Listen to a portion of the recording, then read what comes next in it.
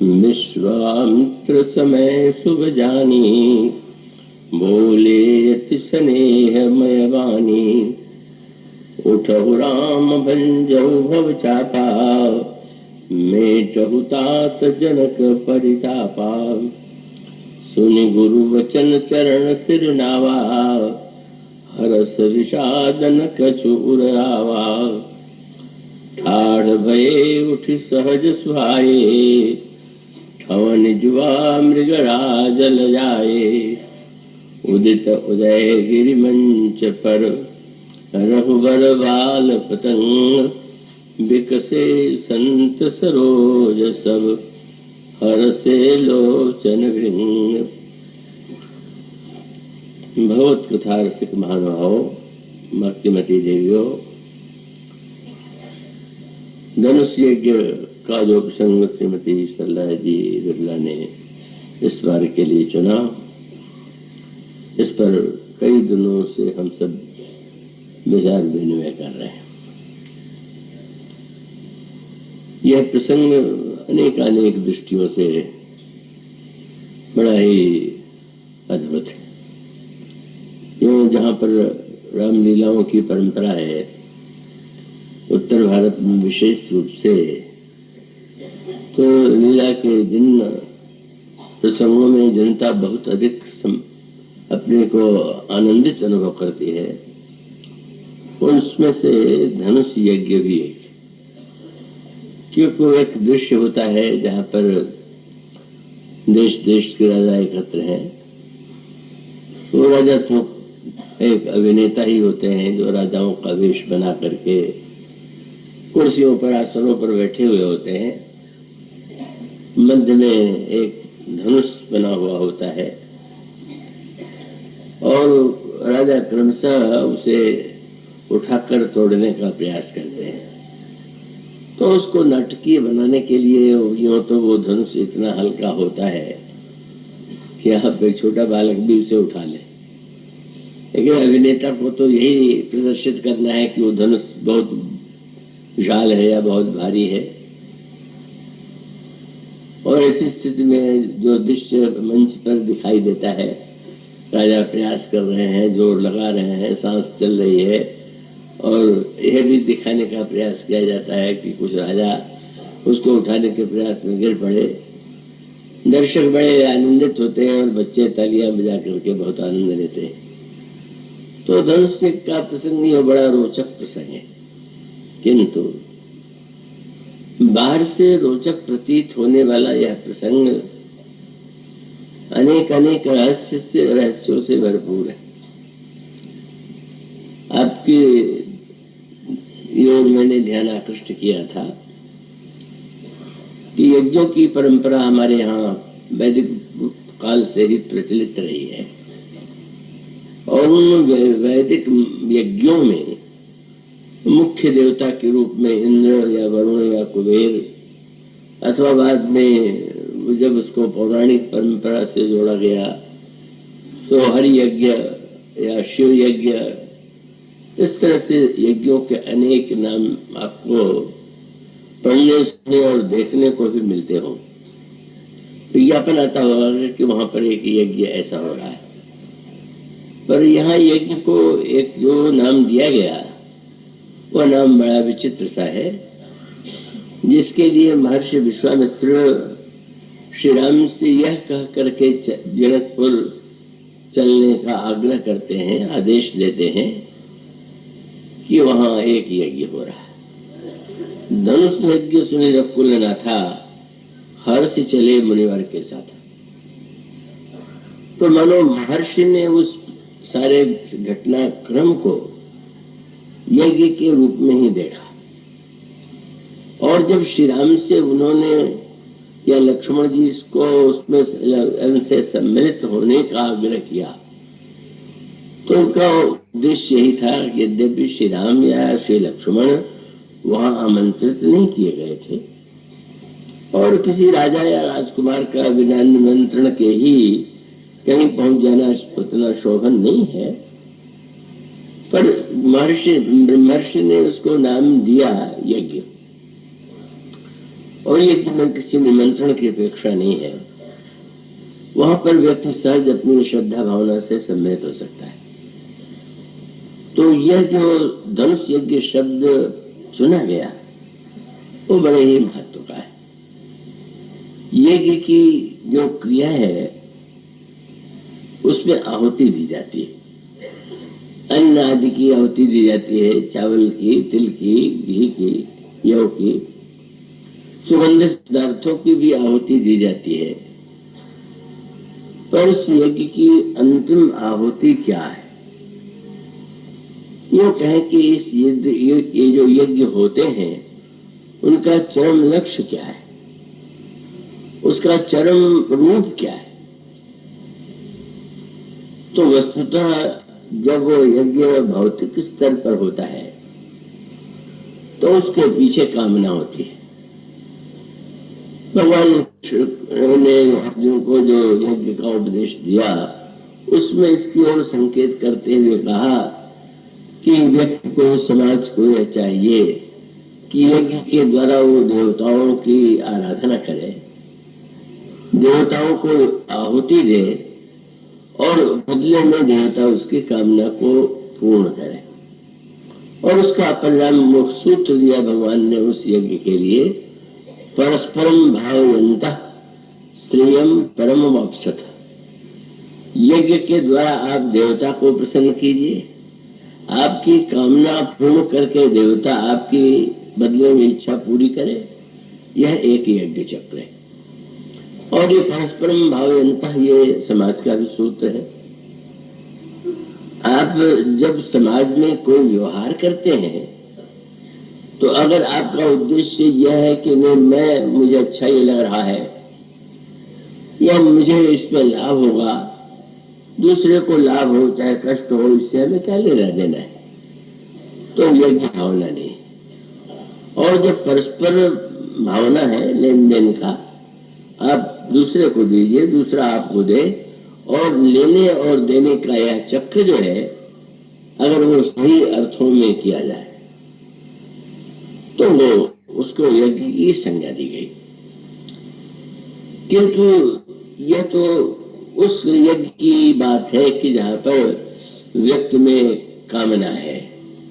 जैसा कि आप श्री रामचरितमानस में पढ़ते हैं कि महाराज दशरथ के जीवन में समस्त वस्तुओं के होते हुए भी पुत्र का अभाव था और वो व्याकुल होकर के गुरुदेव के पास जाते हैं और गोस्वामी जी कहते हैं, एक बार भूपति मन माही भय गलानि मोरे सुत नहीं, गुरु गृह गौ तुरत मही पाला, चरण लागी कर विनय विशाला, निज दुख सुख सब गुरु सुनायो, कई वशिष्ठ बहु विधि समझायो, धरहु धीर होई सतचारी, त्रिभुवन भीत भगत भयहारी।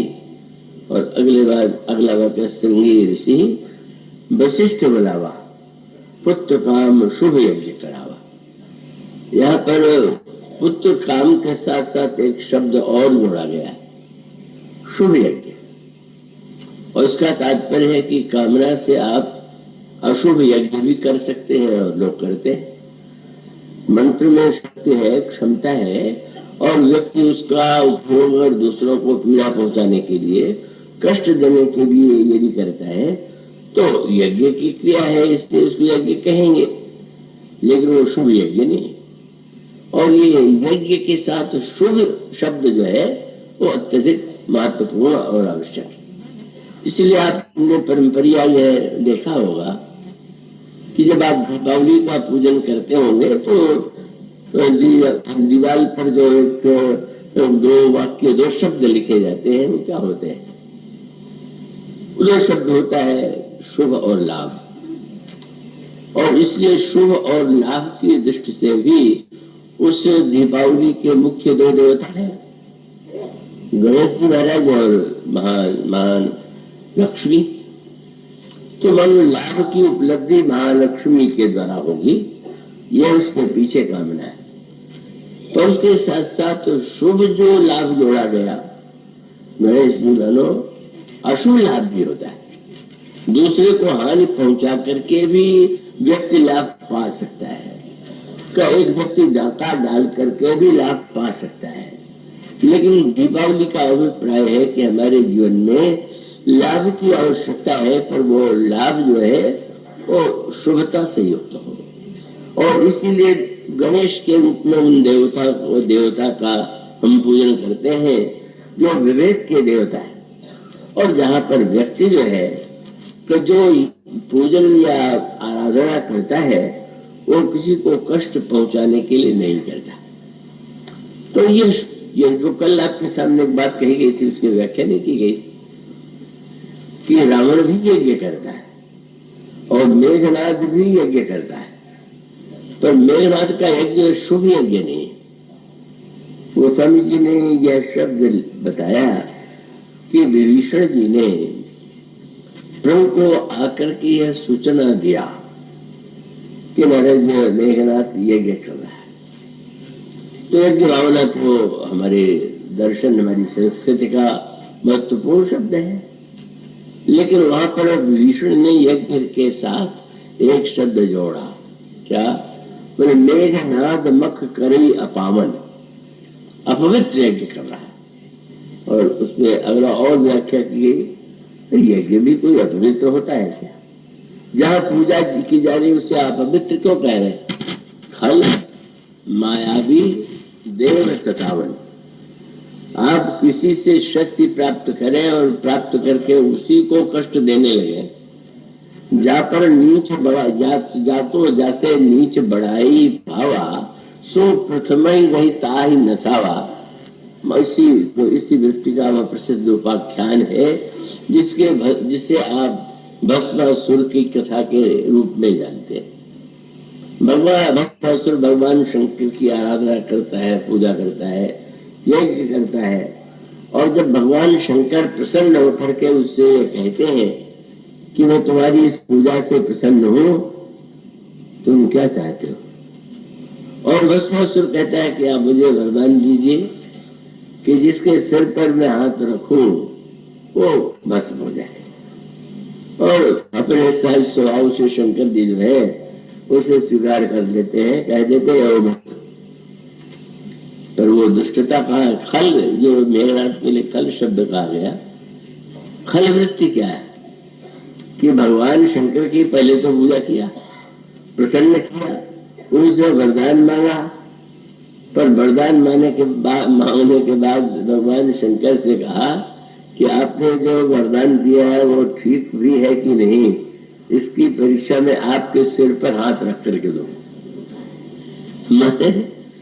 वही शंकर जी से शक्ति प्राप्त करके शंकर जी को ही उस वरदान का ग्रास बना देना, तो ये अशुभ यज्ञ है। इसीलिए संकेत किया गया कि ऐसा जो क्रिया के रूप में यज्ञ दिखाई दे रहा है, मंडप है, मुकुंड है, उसमें आहुति दी जा रही है, तो मेघनाथ का यज्ञ अपावन यज्ञ है क्योंकि खल है, दुष्ट है और मायावी है, और देवताओं से शक्ति पा करके वह देवताओं को कष्ट और नष्ट करने पर तुला हुआ है। इसलिए जिस समय प्रभु आदेश देते हैं बंदरों को और श्री लक्ष्मण जी को, उस यज्ञ को नष्ट करो, और वहां जाकर के जो दृश्य इन लोगों ने देखा उसमें गोस्वामी जी ने यह सूत्र बताया कि जैसे अन्न की या घी की या चावल की आहुति दी जा रही थी, तो ये मेघनाथ जो यज्ञ कर रहा था उसमें वो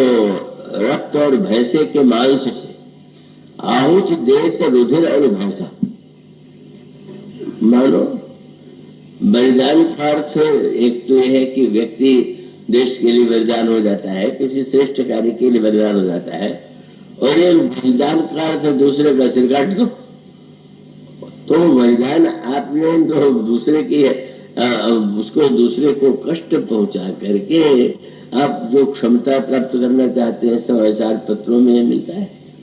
फिर कभी कभी दूसरे के बच्चे का हरण करके भी लोग उनकी अपनी समझ से वो बलि दे रहे हैं।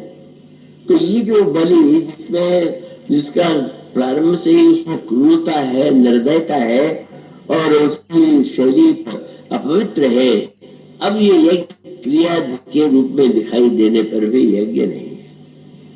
इसीलिए भगवान जो है सो यज्ञ पुरुष हैं, यज्ञ भगवान है, और उन भगवान के द्वारा ही यह आदेश दिया जाता है कि तुम इस यज्ञ को नष्ट कर दो।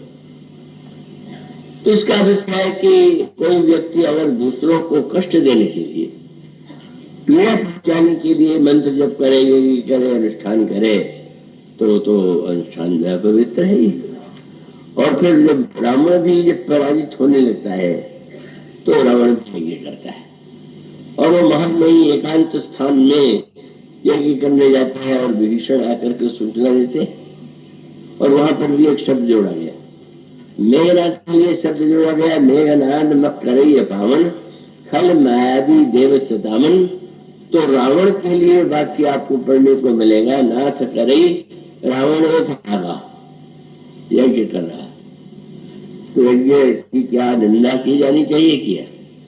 तो उस विभीषण ने कहा, यज्ञ भय नहीं मरी, अगर यज्ञ हो जाएगा तो मृत्यु नहीं होगी। मंत्रों की अपनी क्षमता है, और वो क्षमता तो अच्छा व्यक्ति हो, बुरा व्यक्ति हो, आप में भी अगर किसी व्यक्ति के पास, जैसे मान लीजिए आज अणुबम का आविष्कार है, तो अणुबम तो जिसको भी बनाने की विधि का ज्ञान हो या कहीं से भी प्राप्त कर ले, वो अच्छा या बुरा होने के बाद उसमें कोई वो नहीं है, वो दूसरे को कष्ट दे सकता है।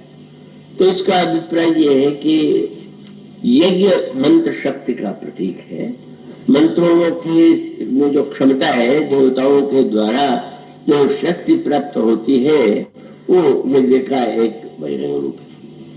तो मेघ जो रावण का यज्ञ है, वो विभीषण कहते हैं कि वो नहीं, उसकी मृत्यु नहीं होगी, तो यज्ञ की बहुत बड़ी सफलता है। विभीषण ने एक शब्द वहां भी जोड़ दिया, मेघनाद के साथ जोड़ा गया अपावन यज्ञ, और रावण के लिए प्रयोग किया गया, ना तो कभी रावण की जागा, और सिद्ध भय नहीं मरी अभागा। सिद्ध हो जाने पर अभागा नहीं मरेगा। लीजिए, लोग कहते हैं हमारी आयु लंबी हो, तुम बड़े भाग्यशाली है। वो कहते हैं रावण कितना अभागा है, इस यज्ञ से नहीं मरेगा। अभागा क्यों है? बोले कहते हैं आपके हाथों से उसकी मृत्यु हो जाए, इससे बढ़कर के कोई अवसर नहीं होगा उसको मुक्ति, और उससे वंचित रहेगा तो ये भागा, और जितने दिन जीवित रहेगा दूसरों को कष्ट ही देता रहेगा। तो ऐसे व्यक्ति का अमर हो जाना, जीवित रहना, ये तो बड़ा दुखदायी है। तो उसका मूल तात्पर्य यह है कि सकाम यज्ञ भी यज्ञ ही है, और भगवान कृष्ण कहते भी है कि आप देवता को आहुति दे, देवता बदले में आपकी कामना पूर्ण करे, ये तो यज्ञ की भावना है। तो इस यज्ञ भावना का जो श्रेष्ठतम स्वरूप है, महाराज दशरथ के यज्ञ में जो वो समझे शुभ यज्ञ शब्द जोड़ दिया। मेघनाद का यज्ञ अपावन है, और रावण के यज्ञ के लिए कहा गया वो सिद्ध हो जाने पर ये वो मृत्यु से अभागा बच जाएगा, और दशरथ जी के लिए कहा गया कि पुत्र का शुभ यज्ञ करावा, और वही यज्ञ का सूत्र सामने आ गया। और सूत्र ये है कि अग्निदेव आहुति दी गई, और फिर बदले में यही आदान प्रदान का चक्र यज्ञ है कि वो स्वामी जी ने प्रगटे अग्नि चरु कर लेने, फिर लेके अग्निदेव प्रकट हो गए। मैंने जो पाया उसको भी अधिक दिया, सूखा अन्न दिया गया उन्होंने, मधुरता से भरा हुआ घृत और आदि के द्वारा बना हुआ दिव्य पायस दिया, पर वहां पर भी यज्ञ शब्द को जोड़ दिया गया दूसरे अर्थ। बस ये अग्निदेव ने स्पष्ट कह दिया कि यह हवि देने में आप इस बात का ध्यान रखिएगा, क्या आप बाजार से मिठाई खरीद करके ले आवे तो आपका अधिकार है उस पर, और आप उसको चाहे खाए, उसका आनंद ले। लेकिन अगर आपने देवता को भोग लगा दिया हो और उसके बाद भी आप अधिकार माने तो बस ये तो इससे बढ़कर के कोई में ऐसा कार्य होगा ही नहीं कि जिसकी निंदा ना की जाए। क्योंकि जो भी आपने देवता को अर्पित कर दिया, अब उसका नाम मिठाई नहीं है, उसका नाम प्रसाद है। और प्रसाद के साथ क्या नियम है, जब देवता को आप मेट लगाते हैं और पूजा में मिष्ठान या कोई भोग लगाते हैं, तो प्रसाद के रूप में सबको बांटना, माने भगवान को अर्पित करना और अर्पित करने के बाद उसको बांटना, ये यज्ञ का दूसरा रूप। भगवान की वस्तु ही है, भगवान को आपने दिया, भगवान से आपको मिला, और मिला तो आपका कर्तव्य है कि उसको सबको दे करके आप लें। अब ऐसे बुद्धिमान अगर आप हैं कि अपने लिए मैं, मुझे तो इसका भी वो संस्मरण भूलता ही नहीं। मैं हनुमान जी आराध्य जो गांव में प्रतिष्ठित हैं, मैं उस गंगा स्नान, गंगा की दिव्य कृपा है उस गांव पर, तो स्नान करके मैं प्रातः काल पाठ किया करता था। पाठ कर रहा था तो गांव के एक सज्जन आए, वह वृद्ध थे, बड़े पात्र में लड्डू लेकर के आए। पुजारी जी नहीं थे तो उन्होंने कहा कि भोग लगा दीजिए। तो मैंने सोचा कि बड़ी मात्रा में आज भगवान जी को भोग लगाने आए, पर भोग लगाने के बाद वहां बहुत से बच्चे एकत्र हो गए, आवाज घंटा घड़ियाल का सो करके। तो मुझे लगा कि अब इनको प्रसाद बांट दिया जाए। तब पता चला कि वहां प्रसाद बुद्धि थी ही नहीं। क्यों? उन्होंने बड़ी उदारता से कहा इसमें एक लड्डू आप ले लीजिए। वो भी बता दिया कि एक ही लीजिएगा, ज्यादा नहीं लीजिएगा। कहीं कहीं पूजा में भी होता है कि पूजा करने वाली आधा रख लेते, लोगों को बड़ा बुरा लगता है, ऐसा भी होता है। और इन बच्चों को बांटिए मत। तुमने क्या खड़े हैं तो बच्चों को प्रसाद क्यों नहीं? तो क्या, देखिए बात यह है कि कुछ महीने पहले जब मैं बीमार पड़ा था तो मैंने हनुमान जी को मनौती मानी थी कि मैं अच्छा हो जाऊंगा, तो इतने उसमें किलो नहीं था, शेर था, मैं लड्डू आपको चढ़ाऊंगा। मेरा स्वास्थ्य ठीक हो गया। और आज ही मेरी लड़की के यहाँ, उसका जहां मैंने विवाह किया वहां पर भी कोई उत्सव है, तो दो काम हो जाएगा। यही लड्डू मैं वहां दे दूंगा तो व्यवहार भी हो जाएगा और भोग भी लग गया। मुझे लगा कितने बुद्धिमान है कि जो एक ही लड्डू के द्वारा दोनों ही अपने इच्छा की पूर्ति कर लेना चाहते हैं। तो ये तो कोई प्रसाद बुद्धि नहीं हुई। प्रसाद माने आपका अधिकार कहाँ रह गया? जब तक वो मिठाई है, जब तक दुकान में है, तब तक दुकानदार का अधिकार है। आपने दाम दे करके ही ले लिया तो आपका अधिकार है, पर जब देवता को आपने अर्पित कर दिया तो आपका अधिकार समाप्त हो गया। अब तो जो है सबका उसमें भाग। और यो तो इतनी विचित्र बात कही गई है कि उसे सुन करके तो कई लोग बड़े आतंकित हो गए कि स्वयं लेना चाहिए कि नहीं। तो अनोखी बात ये कही गई कि हाथ में जो टुकड़ा लगा रह जाए वही लेना चाहिए। अब ये तो बड़ा संकट है, हम लोग पूरा ही पूरा लेना चाहते हैं। उसका अभिप्राय कि अधिक से अधिक दीजिए, उसको कोई अन्य अर्थ में न ले। आपने जो पाया है उस पर अधिकार को छोड़ करके आप उससे देने, यही देना, यही यज्ञ।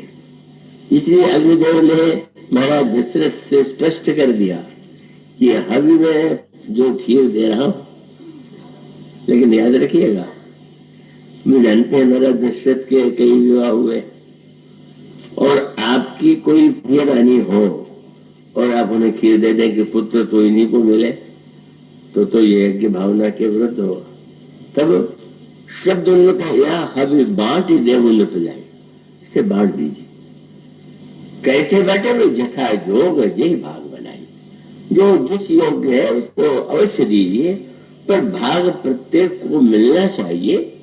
ये मानो यज्ञ का पहला पक्ष है, जहां जो आपने पाया वो पाने के बाद आप उसको दूसरों को भी दे करके उस प्रसाद का उपयोग करके अपने अधिकार का, पूजा में आपका अभिमान चला गया। देवता ने खाया कि नहीं खाया? लड्डू को देखें तो जो कहते हो, पर अब जो मेरा फल था वो तो ईश्वर ने छीन लिया, अब वो आपका नहीं रह गया। तो मानो सकामता का यज्ञ जो है वो भी यज्ञ है, पर वो होना चाहिए सब यज्ञ द्रुपद के यज्ञ की तरह नहीं, जिसकी चर्चा कल आपके सामने मैंने की थी। जहाँ यज्ञ करते हुए भी वही इच्छा है कि यज्ञ के द्वारा ऐसा पुत्र प्राप्त हो कि द्रोणाचार्य का वध करे। द्रोणाचार्य के द्वारा उनको लगा मेरा अपमान हुआ है और अपमान के लिए पुत्र चाहिए। और इससे भी उस कथा की बात कल मैंने आपसे नहीं कही थी। धृष्टद्युम्न को पाने के बाद उसको शस्त्र की शिक्षा देने के लिए वो द्रोणाचार्य के पास ही लेके गए कि आप इनको शस्त्र विद्या दीजिए। द्रोणाचार्य इस विषय में उन्होंने बड़े विवेक का परिचय दिया।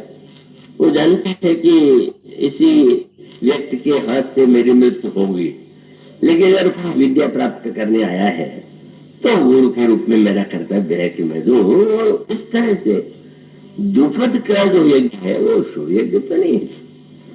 वह यज्ञ तो वस्तुतः केवल बदले की भावना से और अपने गुरु या मित्र को मिटाने के लिए किया जा रहा है, तो वो यज्ञ शुभ यज्ञ नहीं कहा जा सकता।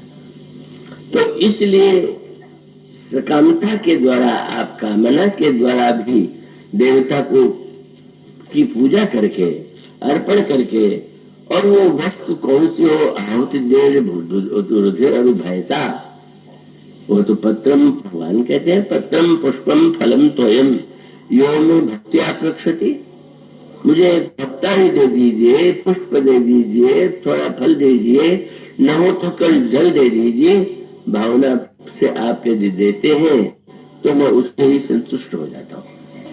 इसीलिए गोस्वामी जी मेरे पत्रिका में प्रभु राम के विषय में कहते हैं, मेरो है निको मेरो देवता कौशलपति राम। हमारे श्री राम जो है बहुत श्रेष्ठतम देवता है।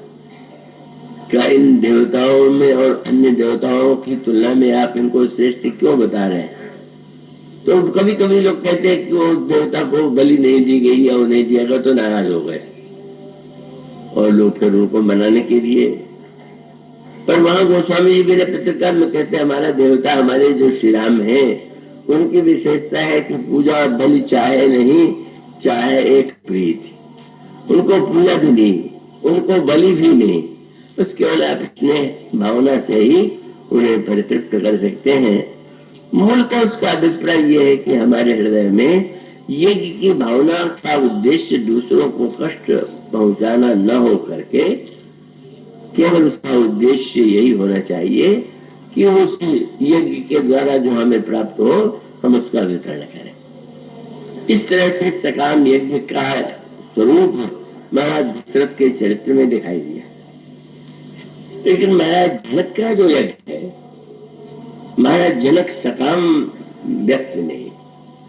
आप जानते हैं कि निष्काम कर्मयोग के महान आचार्यों में महाराज जनक का स्थान है, और वो निष्काम कर्मयोग और ज्ञान के अद्वितीय आचार्य माने जाते थे, और बड़े बड़े मुनि भी उनसे शिक्षा लेने के लिए वहां जाते थे। तो ऐसी स्थिति में उनका यज्ञ जो है सकाम यज्ञ, तो महर्षि जनक दशरथ का है, वो भी एक पक्ष। पर दूसरा यज्ञ वह है कि जिस यज्ञ का जो स्वरूप, जिसकी और जिसकी चर्चा अगले आज से कई दिनों तक आपके सामने होगी, उस यज्ञ में कुछ पाना नहीं, ये नहीं बात। उस यज्ञ में देना, ये नहीं बात। देना और फल ठीक है, इसमें कोई अनौचित्य नहीं कि आप किसी को दीजिए और बदले में आपको कोई दे, और देन लेन भी हाथी स्वान लेवा दे ही न हो जाए। मेरे पिता ने एक नया शब्द वो समझी न उड़ा कि लोग देन लेन भी सुन लिया कि देना और लेना दोनों चाहिए, तो उन्होंने सोचा कि सामने वाले से क्या दे और क्या ले।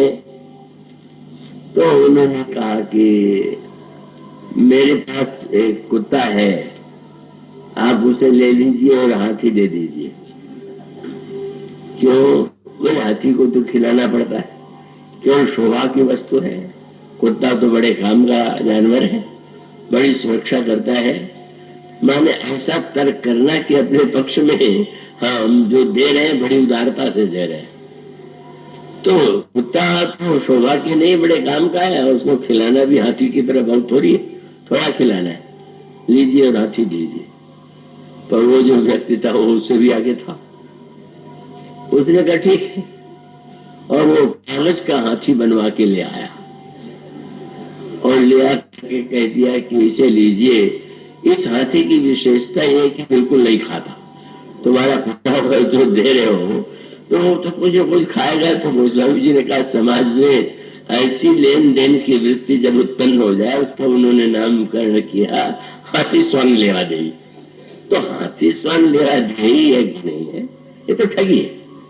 ये तो व्यक्ति की अपनी दूसरे को ठगने की वृत्ति है। दीजिए और लीजिए। भगवान राम ने जब सुग्रीव से मित्रता किया तो उनसे कहा कि भगवान कह सकते हैं मैं देने वाला हूं, तुम चाहे जो, तो वो तो देते ही है। लेकिन सुग्रीव से यही कहते हैं कि मित्र तुम तो मेरी बराबरी के हो, तो याद रखना, देख लेखन संकन धरे, बल अनुमान सदाहित करे, न देने में संकोच न तो लेने में। इतना बड़ा सूत्र दे दिया। देने में अगर नहीं वृत्ति है तो कृपणता है, और लेने में अगर संकोच है तो दो तरह का। एक तो व्यक्ति इतना अभिमानी स्वभाव का हो जाए कि वो यह दिखाने का प्रयास करे कि हमें किसी से कुछ नहीं चाहिए। मन उसको ये बताना चाहता है, वो कहावतें भी है, मांगनो भलो न बाप से भी मांगना ठीक नहीं है। तो ये संकोच, भगवान का अभिप्राय कि लेने में ये संकोच मत कीजिए, नहीं वो भी लीजिए। और देने में न देना कृपणता है, और देने के बाद देने के अभिमान करना ये बड़ा अनर्थ है। नाना जी की जो मनोवैज्ञानिक समस्या थी, और इतने दिनों तक उन्हें दरिद्रता का जो कष्ट होगा वो इसीलिए होगा कि वो भगवान ने तो सुग्रीव मित्र थे और मैत्री धर्म का उपदेश जो दिया वो नहीं, और प्रेम में जानबूझ करके आवश्यकता न होने पर भी देते देने और लेने का नाता जोड़ा। तो हमने सुग्रीव से कहा कि घबराओ नहीं, मैं ऐसा कहूंगा कि जिससे बालू का वध होकर के तुम्हें राज्य मिले, बालू के अपराध का तुम्हें दंड मिले। और सुग्रीव ने भी उस समय तक बुद्धि ठीक थी, तो कहा कि महाराज आप निश्चिंत रहिए, सब प्रकार कम सोखाई जिंदगी की मिली जान किया है, मैं सब प्रकार से सेवा करूंगा। भगवान ने कहा हम दोनों की स्थितियां तो समान है, तुम्हारी पत्नी भी उनके वियोग हो गया है, मेरी पत्नी का। मानो भगवान को क्या सचमुच उनकी शक्ति से सीता जी मिलन नहीं, पर मित्र मैत्री धर्म ये है, इसीलिए पूछने का अच्छा देन लेन ठीक रहेगा। मैं तुम्हारी समस्या का समाधान मैं करूंगा, मेरी समस्या का समाधान तुम करो। जानबूझ करके मैत्री का वह पवित्र रूप देने के लिए तुमने सुग्रीव से कहा। सुदामा की समस्या का लोग सुदामा के त्याग की बड़ी प्रशंसा करते हैं, तो याद रखिएगा जब तक ये त्यागी थे तब तक अपने और अपने परिवार को कष्ट ही तो देते रहे, और उस त्याग के पीछे उनके त्याग का अभिमान। यह भी एक ऐसी विचित्र मनोवैज्ञानिक सुदामा की गाथा है कि दरिद्रता की पराकाष्ठा, और दरिद्रता की पराकाष्ठा में भी भिक्षा मांग करके ले आते हैं, और कहीं पत्नी छोटा न समझ ले, ये भी चिंता है। तो याद दिलाते रहते हैं कि द्वारिका के जो स्वामी है वो मेरे मित्र हैं। कई लोग ऐसा कर करके किसी बड़े व्यक्ति का नाम लेकर के मेरी ऐसा संबंध है, तो पत्नी सुनते सुनते घबरा गई। जब देखी तो द्वारिका के द्वारिकाधीश आपके मित्र और ये दशा है, आप जाते क्यों नहीं? बोले नहीं मैं मांगू कैसे? अब जो लोग उस अर्थ को नहीं देखते उनको लगता है बड़ा अभिमान, क्या नहीं क्या नहीं सदा रहा, क्या कभी नहीं गए क्या? अंत में एक स्थिति ऐसी आ जाती है कि ये जब उनकी पत्नी ने ये कहा कि बस आप बार बार उनका नाम क्यों लेते हैं, उनके नाम को आप बदनाम क्यों करते हैं?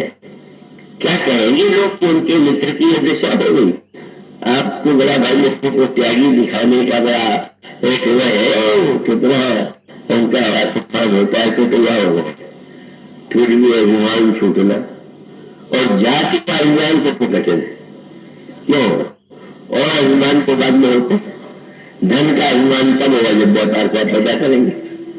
विद्या का अभिमान तब होगा जब आप पढ़ेंगे। आपको पद का अभिमान तब होगा जब आपको मिलेगा। पर जाति का अभिमान तो पैदा हुए और मिल गए, उसी दिन से मानने लगा मेरी ये जाति है।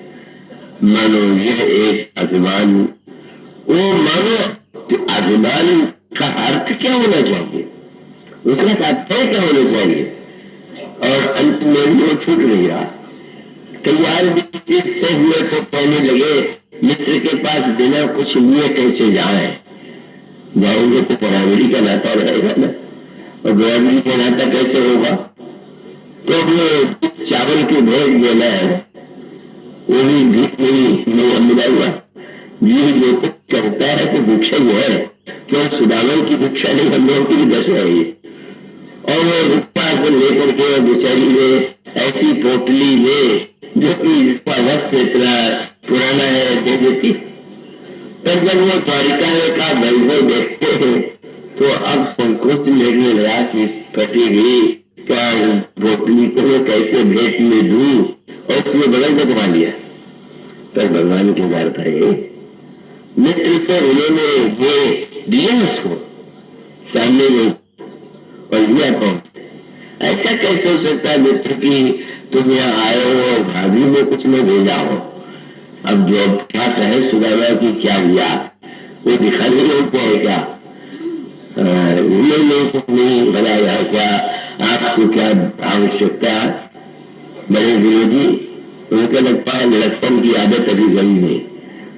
कभी कथा आपने सुनी होगी कि कभी गुरु जी के लिए लकड़ी लेने के लिए दोनों बाल जो विद्यार्थी थे गए किशोर सुदामा, अंधेरी रात वो वहीं पर रहना था, भूख लगी, सुदामा के पास कुछ चले थे, भगवान कृष्ण के पास हो गई।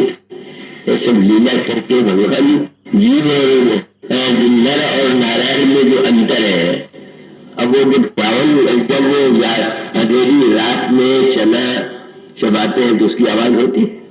अब चना अच्छा हो तो पूछते थे कृष्ण के मित्र क्या खा रहे हो, उन्हें खाएंगे क्या, दांत जाड़े के मारे खटखटा रहे हैं, मेरे जीव के बहाने।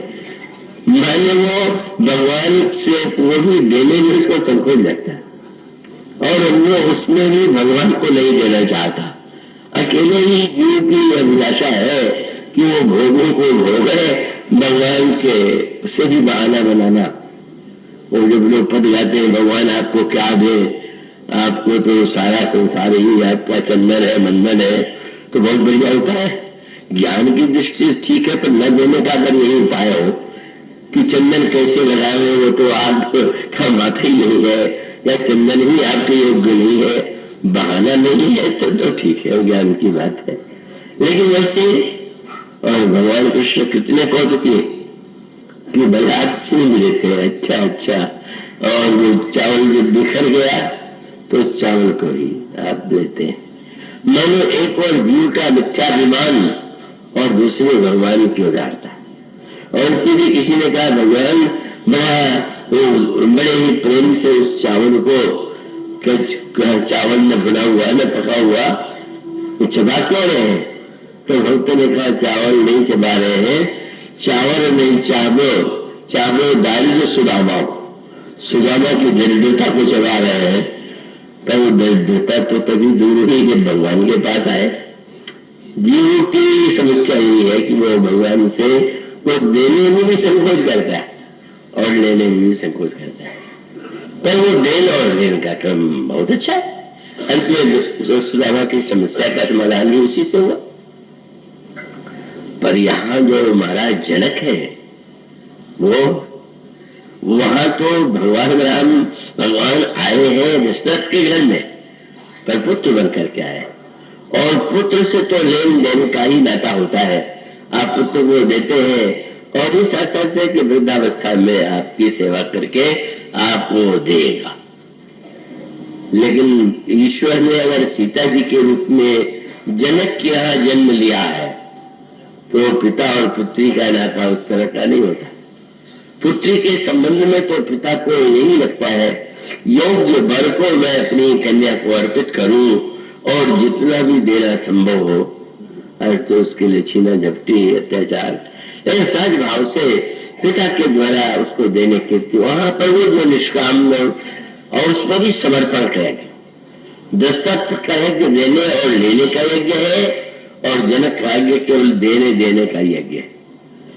गिरिजा मही सही हरि श्री सागर दई तुम जनक राम सिंह समर्पी विश्व कल कीरति नहीं। तो महाराज जनक का यज्ञ जो है वो सर्वोत्तम यज्ञ, महाराज विनय का यज्ञ जो है ज्ञानयुक्त यज्ञ है, वैराग्य और निष्कामता से भरा हुआ यज्ञ है। पर कल जैसा मैंने कहा था कि वहां पर भी भगवान ने बहुत विलंब लगाया, वही है। और सत्य तो यही है कि भगवान कहा नहीं है पर बैठे हुए सब तमाशा देख रहे हैं, सब दृश्य देख रहे हैं, विश्व का खाली नहीं हो रहे हैं।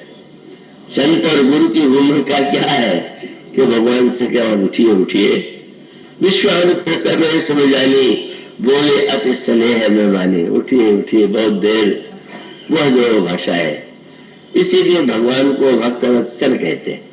कई बार लोग कहते हैं कि गुरु और संत क्या दलाल है क्या, भगवान और गुरु के बीच में भी कोई दलाल चाहिए क्या? और उसका उत्तर है कि भगत वचल प्रेम कृपा निधाना।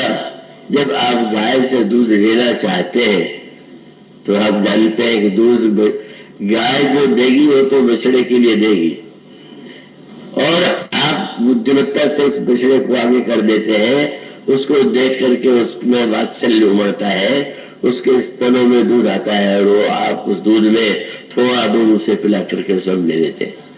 इसी प्रकार से भगवान की कृपा गाय का धेनु का रूप है तो ये संत बछड़े की तरह है जिनके द्वारा भगवान का वात्सल्य और कृपा उमड़ती है। तो वो यहाँ पर भी संकेत हुई कि जब तक विश्वामित्र जैसे संत ने नहीं कहा, भगवान श्री राम शांत भाव से, अगर दशरथ अगर जनक निष्काम है तो क्या भगवान सकाम है क्या? सकाम ईश्वर तो पूर्ण काम है, उसको क्या देंगे आप, क्या लेंगे, उसमें कौन सी कामना होगी? तो पूर्ण काम तो प्रयत्न करे, उसमें कोई कामना नहीं। और जिस वैराग्य का गर्व था उनको कि सारी विराग रूप मन बोला, तो जरा हिला दिया, देखिए कितना वैराग्य है जरा हो तो। और जब धनुष नहीं टूटा तो वैराग्य का अभिमान भी नष्ट हो गया, ये भी आवश्यक है। रामचरितमानस में कहा गया वैराग्य जब जीवन में आ जाए तो समझ लो बढ़िया मक्खन नवनीत बन गया। तो बड़ा सुंदर निरूपण है। सात्विक श्रद्धा धेनु सुहाई जो हरि कृपा हृदय बसाई। श्रद्धा की गाय हो, सत्कर्म का चारा हो, निर्मल मन का ही हो और विश्वास का बर्तन हो, उसमें अहिंसा का दुग्ध हो, निष्कामता की अग्नि पर उसको पकावे और उसको क्षमा की वायु से शीतल बनावे और उसके पश्चात उसमें धृति वृत्ति के द्वारा उसको जमावे और उसके मंथन के बाद उसमें वैराग्य प्रकट होगा। वो काव्य है, उसका अर्थ है इस प्रकार की वृत्तियां जब क्रमशः आती है तो वैराग्य जीवन में आता है। सात्विक श्रद्धा देने सुहाई जो हरि कृपा हृदय बसाई। जप तप व्रत यम नियम आपारा जे श्रुति का शुभ धर्माचारा सोई तुण हरित चरे जगाई। भाववत सुपाई पढ़ाई नोय निवृत्त पात्र विश्वासा। निर्मल मन हीर निजदासा परम धर्म में पै भाई। अवते अनय अकाम बनाई तो मरुत्तम क्षमा जुड़ावे। द्वितीय सम जावन दे जमावे मुद्दा मथे विचार मथानी। रजधार सरल सत्य सुबानी तब मथ कार्य ले नवनीता। विमल विराग सुभग सुपनीता। वैराग्य का इतनी साधना के बाद कहीं वैराग्य का उदय होता है। इतनी कठिनाई है वैराग्य की उपलब्धि में। बम्बई में कथा चल रही तो एक विरोधी महिला कथा सुन रही थी। उस दिन वैराग्य के नवनीत की चर्चा चली तो उन्होंने अपने जो साथी थी उनसे कहा कि बस मक्खन बन गया, उसमें रोटी क्यों लगा करके आराम से खाओ। बैरागी का मक्खन खाने के लिए नहीं, उसको जलाना है और उसके लिए उसको घी बनाना पड़ेगा। इसीलिए लिखा वो दिए में उसको जलाने के लिए मक्खन से दिया नहीं जलेगा, क्या दिया जलेगा वो घी से। अब मक्खन में बत्ती डालिए तो प्रकाश उसमें होना अल्प प्रकाश और बार बार उसमें बाधा पड़ेगी। तो मक्खन को पहले घी बनाते हैं, पर घी बनाने में भी सावधानी करनी पड़ती है। बहुत देर आग पकड़ दीजिए तो जल जाए, और जल्दबाजी कीजिए तो मक्खन ही रह गया। तो कहते क्या है, बड़ा विश्लेषण तो बड़ा गंभीर है, उसकी चर्चा कैसे की जा सकती है। योग अग्नि करी प्रकट तब कर्म शुभाशुभ लाए, योग की अग्नि प्रकट कीजिए, शुभ और अशुभ कर्मों को लकड़ी बनाइए, और उसके पश्चात जब उस वैराग्य के मक्खन को पकाया जाएगा तो बुद्ध शिरावे ज्ञान घृत ममता मल जल जाए। कैसे, क्या उपाय है? तो मक्खन को आग पर चढ़ाओगे तो पिघलेगा, और पिघलने के बाद उसमें एक प्रकार की आवाज होगी, और चिड़चिड़ाहट की आवाज थोड़ी देर रहती है। तो जितने देर रहे उतने देर घी पका ले, और जब वो चिड़चिड़ाहट बंद हो जाए समझ लीजिए अब वो घी बन गया। तो जो कोड़े वैराग्यवान होते हैं उनमें चिड़चिड़ापन बहुत होता है, और जब तक इनमें चिड़चिड़ापन बना हुआ है तब तक मैं विरागी, मैं त्यागी, मैं कुछ नहीं लेता, मैं महान हूं, बस मैं का जो चक्कर है उससे मुक्त तो नहीं हुआ। और इसका अभिप्राय है कि अंततः क्या वैराग्य के अभिमान को नष्ट करने के लिए भगवान नहीं खड़े हुए, वो पूर्णकाल। जनक कहते हैं मेरी कन्या इतनी सुंदरी है, कोई नहीं पाना चाहेगा, वो तो मुझको आ रहे पाना क्या है। अरे तुमने पाया है, मेरी शक्ति हो, वो तो मेरी है, तुम्हें हमको ही दोगे, और देने के लिए तुम अपनी शर्त पर दोगे, इसलिए पूर्ण काम की पूर्ण कामता। उससे जनक को बड़ी निराशा हो गई, और वैराग्य का अभिमान नष्ट हो गया। मैंने क्या भूल कर दिया, प्रतिज्ञा कर दिया, अब वो मेरी पुत्री कुंवारी रह जाएगी। तो वैरागी वो सहज विराग रूप में गया जब ज्ञान और वैराग्य का अभिमान, सात्विक अभिमान है ये अभिमान है, ज्ञान का अभिमान, वैराग्य का अभिमान कोई साधारण तुच्छ अभिमान नहीं है, वो तो श्रेष्ठ सात्विक अभिमान है। पर यहाँ को उस महान यज्ञ में उसको भी नष्ट होना है। और यज्ञ होने के पश्चात जब वो भी समाप्त हो गया तो फिर बोले लक्ष्मण जी, और लक्ष्मण जी ने इतना फटकारा, बूढ़े जनक को किशोर लक्ष्मण ने फटकारा, कितना अद्भुत संकेत। और लक्ष्मण जी ने कहा कि मैंने तो सुना था कि जनक के समान कोई तत्वज्ञ नहीं है, और मुझे लगा भी था कि सही है। क्यों?